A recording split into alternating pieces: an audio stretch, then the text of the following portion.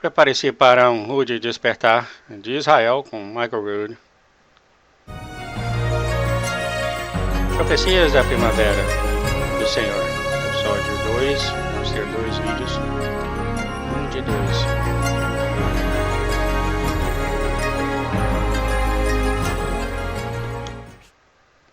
Shalom. Eu sou Mike Rood e estou no Parque Arqueológico de Opel, em Jerusalém. Eu estou em pé em frente desses escombros do Templo de Jerusalém, que foi destruído pelo Titus e legiões romanas no ano 70 da Era Comum. O monte do templo foi destruído de qualquer vestígio do templo do Senhor, e com a destruição dos edifícios, todos os ensaios que faziam parte da festa do Senhor acabou. As sombras das imagens proféticas de boas coisas que viriam, que faziam parte da vida diária dos sacerdotes, foram levados em um fim abrupto quando os filhos levitas de Shadoc foram matados e tirados desse topo da montanha. Desde então, tradições foram desenvolvidas pelo povo judeu que substituíram os ensaios existentes que faziam antes parte integrante da festa do Senhor. As práticas que foram definidas através das revelações divinas de Moisés e rei Davi foram substituídas por tradições que poderiam ser praticadas nos lares e sinagogas do povo judeu. Essas tradições nos ajudam a lembrar essas práticas que antes faziam parte do serviço do templo sagrado. Sem essas tradições, os detalhes dessas práticas das festas do Senhor seriam para sempre perdidos. Sem que estes oráculos vivos de Deus, que foram dados aos judeus, e as tradições que lhes faziam lembrar, muito do Novo Testamento seria incompreensível para a igreja cristã ocidental.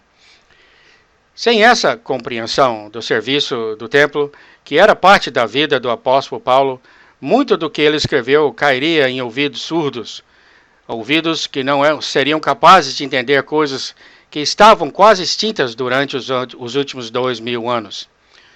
Sem uma compreensão da festa do Senhor, a fundação da profecia bíblica permaneceram enterradas sob os escombros do templo. Junte a nós nos estúdios onde esta apresentação multimídia sobre as profecias das festas do Senhor foram gravadas perante os estudantes de profecias bíblicas criados pelo Clube Profético. Isto é, Estudo Bíblico Básico, agora, episódio 2 da série 26 partes sobre as profecias da festa do Senhor, um ladrão de noite.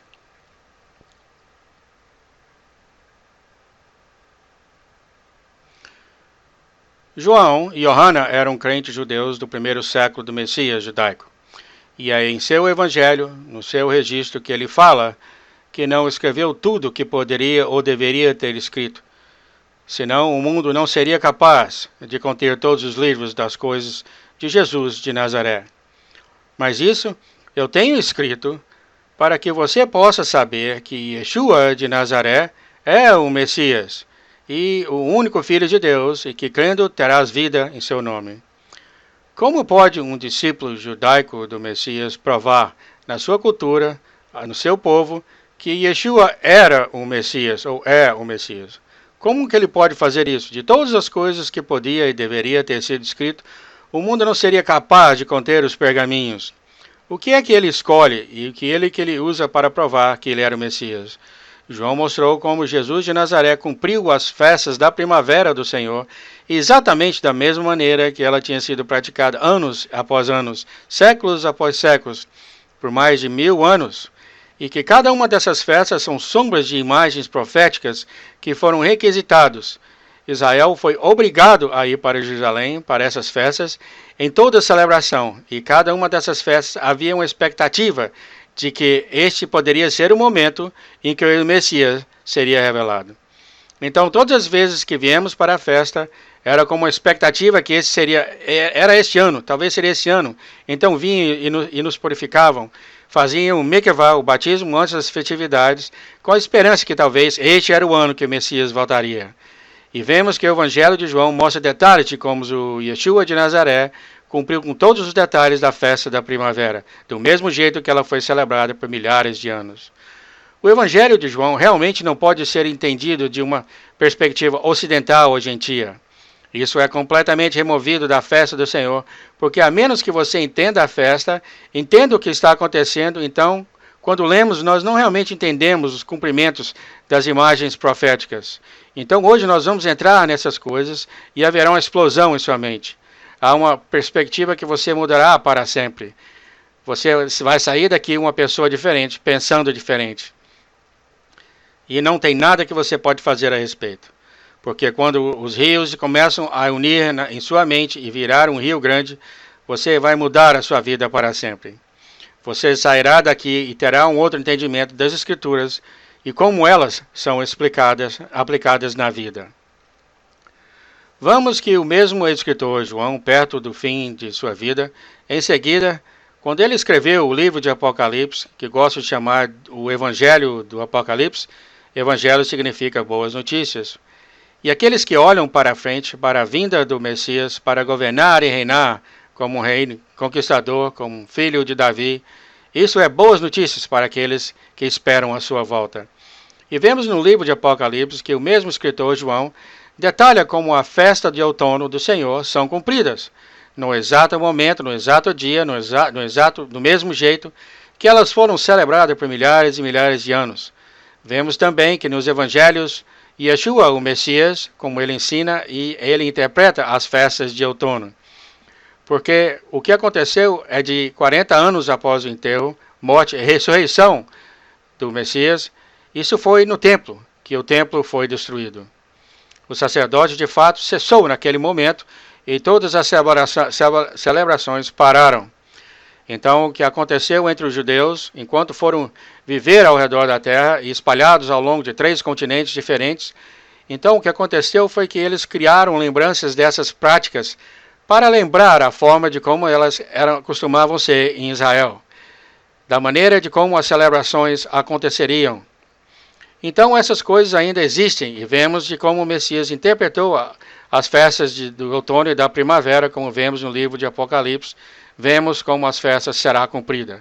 Novamente, o livro de Apocalipse não pode ser entendido se estamos completamente tirados de nossas heranças, das festas do Senhor e de todos os nossos conhecimentos. São festivais e festas pagãs, se não tirarmos de nossa cabeça.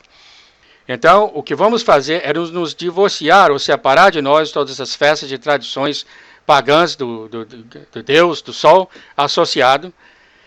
Tiraremos isso de nossa cabeça. E isso é uma coisa tão emocionante para mim, assim como eu vou viajando e ensinando, a grande maioria daqueles a quem estou falando sobre são crentes, gentios do Messias judeus. Isso é realmente quem poderia imaginar isso. Há quase 2000 anos, perto do dia de Pentecostes, no dia de Shavuot, quando o Espírito Santo foi derramado, muitos cristãos olham para isso como o começo da igreja.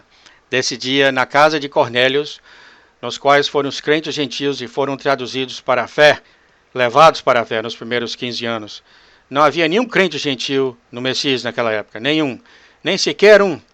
Havia muitas dezenas e talvez centenas de milhares de judeus que acreditam e eles deram as suas vidas para espalhar a boa notícia do Messias para os gentios. Os gentios são, é claro, os que não são judeus. Isso é o porquê os gentios estão agora ouvindo em primeiro lugar. E foi muito boa notícia para os gentios. E agora, depois de todo esse tempo, aqui estamos como uma grande família feliz. Crentes do Messias, filhos da aliança, e é isso um momento emocionante para nós. É claro que você sabe que há coisas que a gente vai discordar, como acontece em qualquer boa família, haverá desacordos. E como eu falo muitas vezes, se você não acha nada para discordar em 3 minutos de um encontro com um judeu, então nenhum de nós dois somos inteligentes. Mas esse não é o nosso objetivo. Nosso objetivo é para ter um apoio, apoiar um ao outro, para que essas coisas sejam entendidas. Como é falado que se 2 judeus em um quarto, você terá pelo menos 3 opiniões. E tem certas coisas nas palavras de Deus que simplesmente não são apenas bastante claras, não são bem claras para que possamos ter um consenso. Há sempre algo de que você pode se diferenciar nessas opiniões. Mas mesmo assim, mesmo diferenciando, sabemos que no final de cada argumento, o que falamos e que quando o Messias vier, ele vai interpretar todas essas coisas. Quando o Messias vier, ele vai interpretar a Torá. Ele vai interpretar as palavras e vamos compreender tudo. Nós, nos evangelhos, nós vemos isso na realidade. Vemos o Messias interpretando as celebrações como ele interpretou o Torá para as doutrinas e os mandamentos, as regras religiosas e regulamentos dos homens que estão colocadas sobre as pessoas, a fim de manipular e controlar e fazer o que os líderes religiosos querem que eles façam. O Messias veio e ele jogou tudo no chão. Ele arrancou das autoridades as doutrinas e mandamentos que os homens criaram e exporam o coração da Torá. E isso é a parte de que nós poderemos ver enquanto olhamos isso na festa da primavera do Senhor. A fim de fazer isso, porém, eu gostaria de ir para o primeiro de Tessalonicenses, capítulo 5.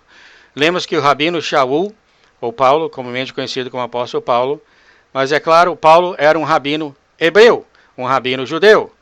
Ele era um professor da Torá, e ao longo de suas cartas, ele está constantemente citando a Torá. E vemos aqui que ele, em 1 Tessalonicenses 5:1, mas irmãos, acerca dos tempos e das estações, não necessitais de que se vos escreva. Mas por que não foi necessário para Shaul escrever aos crentes da Tessalônia sobre os tempos e as estações? Antes de tudo, todos eles mantiveram o cálculo do tempo de Deus. Isso era a sua cultura. Era a maneira como eles viviam desde o momento em que eles nasceram. Era o cálculo do tempo de Deus, no qual o dia começa ao pôr do sol. O mês começa com o primeiro pedaço de luz na lua nova. O cálculo do tempo de Deus era a maneira de como eles viviam. A palavra tempos aqui, através das escrituras hebraicas, para tempos, é a palavra moadim. Moadim é a palavra que mostra as festas reservadas do Senhor. Sombra de imagens proféticas de boas coisas vindouras. Então essas pessoas, nessa cultura e nesse tempo, eles não poderiam até mesmo imaginar que 2000 anos mais tarde, o mundo inteiro estaria vivendo sobre um calendário do templo que é completamente diferente do cálculo de templo de Deus. E que o mundo inteiro abandonou completamente o cálculo de templo de Deus. Eles nunca poderiam imaginar isso. E nem mesmo poderiam imaginar que no futuro, aqueles que falam que seguem o Messias iriam herdar celebrações pagãs, que na maioria das vezes descrevem as estações e do jeito que eles vivem suas vidas, e que eles teriam abandonado a festa do Senhor, que são imagens de sombras proféticas que todos eles conheciam e viviam de acordo com as suas vidas naquele tempo. Então ele continua a dizer, porque vós mesmos sabeis muito bem que o dia do Senhor virá como ladrão de noite. Isso é escrito em Tessalonicenses 5:2.